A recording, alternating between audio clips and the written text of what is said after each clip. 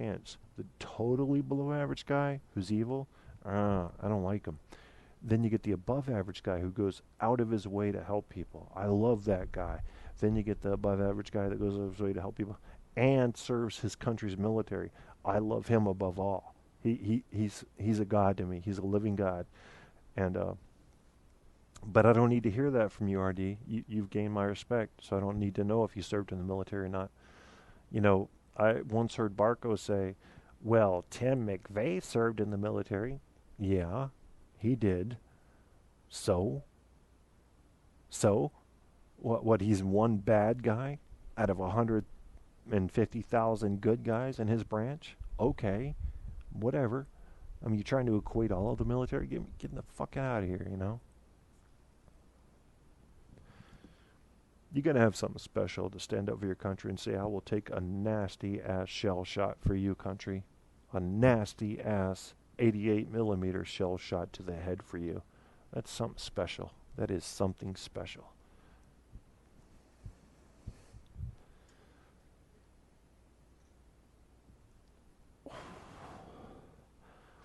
Andrew says, my dad feed Warsaw Jews in the ghetto. Wi-Fi drive. Oh, tell me about him, please, Andrew, because we might have a hero on our hands here. Andrew is telling me, I think there's a typo here, but he's basically saying his dad fed Warsaw Jews in the ghetto. If you guys recall, Hitler and his henchmen had the Jews kind of conglomerated, compressed into a ghetto, and that was, you might have heard a lot of stories, but it was really to keep him under control, keep him compressed, keep him in an area where he could keep an eye on him. And they were going to eventually be shipped off by train to the concentration camps and be slaughtered. That was part of the big plan.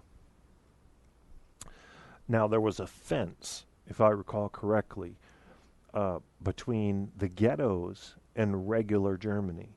And people would throw food.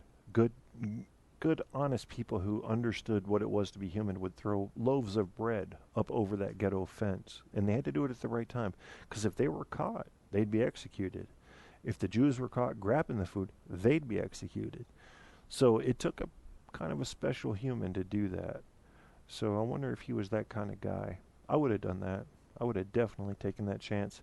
And what's funny is, my ancestors are from England and Norway, but actually, Dr. Hans Kierstead, the first Kierstead over to the Americas, was from Germany. He was by way of Germany. So Norway, he went Norway, Germany, America, and they had been in Germany for a while. So I'm sitting here thinking, do I have some roots there? I mean, there were a lot of Norsemen there. That's why, hence the tall. And I'm 6'5", and I don't know. That's stupid stuff, but God, when I think, when my heart goes out for World War II, my heart goes out to Great Britain. My heart goes out to France and Belgium and the Netherlands and Poland and Russia, at least in the first part of the war. Norway, Finland. Then in the second part of the war, the Russians came in and got their revenge, so I kind of retract my sympathy for them because they definitely got their payback. But the people that took the chances against this strong Nazi regime to help Jews and to help starving Polish and people of that nature, they get my respect. Andrew says, went underground, though the sewer's 20 times the man I am. How dare I beat him at chess? Oh, man. Andrew, listen to me, man. I'm going to speak to you as the student of psychology right now. You didn't do anything wrong. I can just about 99.7% guarantee you that your father was proud of you, that you beat him at chess. That was not an ego thing. It wasn't that he felt less of a man because you beat him. He felt that he had produced his progeny. And you obviously recognize what he did. So don't, please, man. Please don't feel like that. I guarantee you, your father's probably, If he's in heaven, right, let's say there's a heaven. I don't know anything about religion. I examine all of them. I stay neutral on all of them. Let's say there's a heaven. He's looking down on you. He's proud that you beat him at chess. He's proud. That's what every parent wants, is for their child to be better than they were. So trust me, if you had lost and lost and lost and lost and lost, he'd probably be a little concerned. Like, shit, what did I do wrong? Yeah, you probably did a great thing by beating him. You gave him pride. Pride that maybe you can't understand. Maybe because he was the father, So please, that's a heartbreaker, man. I mean, I know what you're feeling. I know exactly what you're feeling.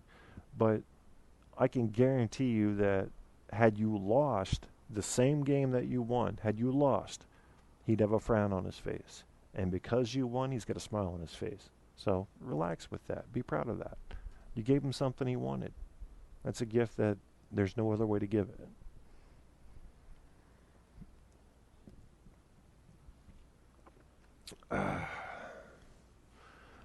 That's good, man.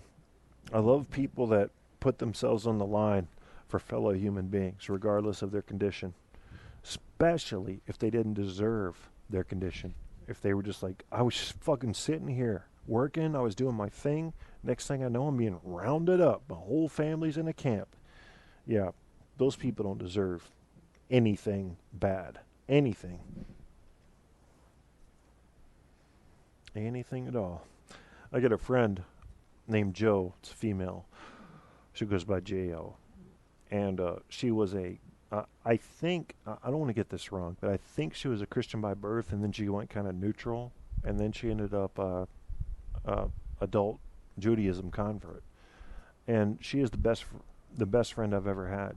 Every time I've had a problem, she has come through with the solution. And that kind of human being, you just don't find them around every corner.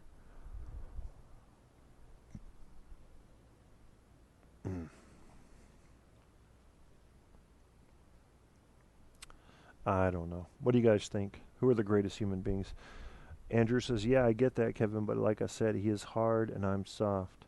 You are not soft, Andrew. Come on. You don't make it through the Australia. Listen to me. All right, take the average Australian boot camp, the average one. I don't care if it's Army, Navy, Air Force, and put it together with the average American boot camp. Australians are going to be harder. Why? Because you came up in a harder environment. Your nature, your backyard, is harder than ours is. And I could just about guarantee you that your boot camp was harder than ours is. You're a hard dude. Just because your dad saw more brutal situations than you did doesn't make you softer. I guarantee you, Andrew, if you were called to duty on the scale that your dad was called to duty, you would match or exceed him. And that's all that matters. That's all that matters, man. So you're not. So what? The world does what it does. That doesn't mean you should feel softer. It just means you should feel uncalled upon at this moment. Believe me, the moment may come. The moment may come, and if it does, you will rise. I have no doubt about that in my mind. I'm the kind of guy that if the moment comes, let's say we have a major earthquakes or major tidal waves or whatever, that's when I come to leadership roles. I don't come before that. When it's just like this and everybody's enjoying capitalism, I chill. You don't hear from me. But when everything goes wrong, I used to say, I'm the guy you want around when things go wrong. When everything goes wrong, I will organize. I will get people together. I will help people survive. It's in your nature. But other than that, I am so low-key, man. You will never know I'm there. And that's the way I want to be. Enjoy your life. Have fun. Great. But trust me, man, Andrew, if you're called on, you will rise. I already know that. I have no doubt about that. No doubt at all. But that doesn't mean you're going to be called on. It's not guaranteed. So I hope you're okay with that. We may go through a relatively easy life, you and I. Maybe it's because of what our parents sacrificed. RD says, if you are soft, Drew, what the fuck am I? Oh, come on, RD. You're thinking. You're a thinking man. You go wide. You don't go narrow. You go very wide. You consider everybody's opinion. You've got total contribution to what the world is doing right now. Total contribution. I've relied on you to try to spread out my wings of thought. So you're doing your own thing, man. So what? It's not military. It's not, I'm going to go fight so and so. I'm going to go fight ISIS. It's, let me explain to you that this is what you've taught me, RD. You've said to me, let me explain to you, Kevin, that religion may not be what you think it is entirely. It may not be even equivocally what you think it is. Let me explain to you that there may be a wider perspective than you're even aware of. If there's a wider perspective than you're aware of, you have no idea how big your arena of thought is. So you've taught me that. I mean, if you can teach a guy like me that, what are you doing to other people? Nothing to be ashamed of, man. I'll tell you if you got something to be ashamed of. I know people on Spreaker that have shit to be ashamed of. You guys don't. Trust me, you don't. You got plenty to be proud of. Plenty. Just live your life, man. You're doing fine. There may be crazy demands put upon you suddenly, depending on what happens, but until then, you're fucking doing fine. I'm making vitamins and minerals list to prep for the baby food I'm growing in the garden after winter. Look at that, man. How many people do I know in America that are about to have babies that are growing their own special food and taking care of it in a special way, not just grow so I can pick your fruits? I mean, that's unusual for America. We're going to buy our shit. And we may be poor, we may be on food stamps, but we're going to buy our shit from the local grocery. That's dangerous. Let me tell you something, Americans. We don't know what's coming. We don't know exactly what's coming. Get local. Get very motherfucking local. Grow your shit on your rooftop if you have to. Just get local. It's going to save your life. RD is already thinking like that. Americans aren't, though. Americans rely on the supply chain. Supply chain can be broken at any point at any time by terrorists or natural events.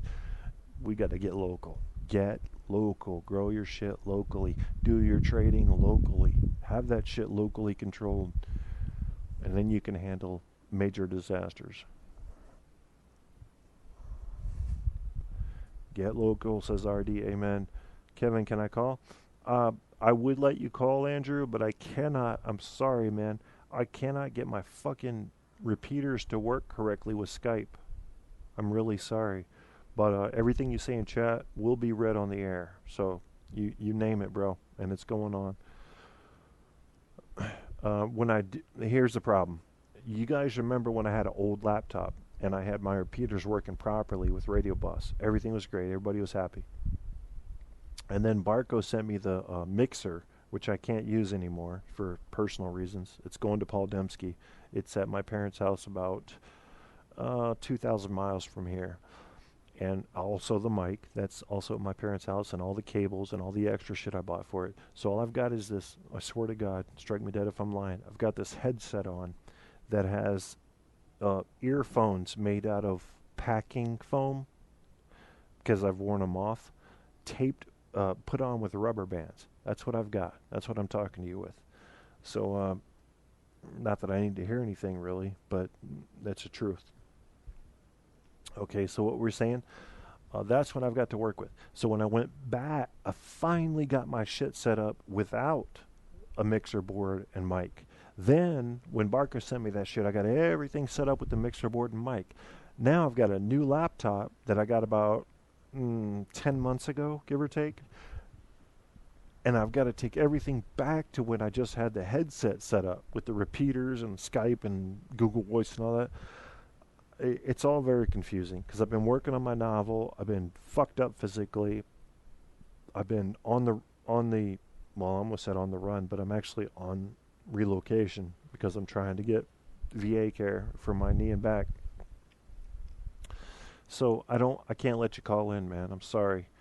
I would if I could. As soon as I can get it set up, you are always welcome to call. You know that anyway. You're always welcome to call in. RD and Andrew, two of my old-time favorite people. And Apocalypse, too.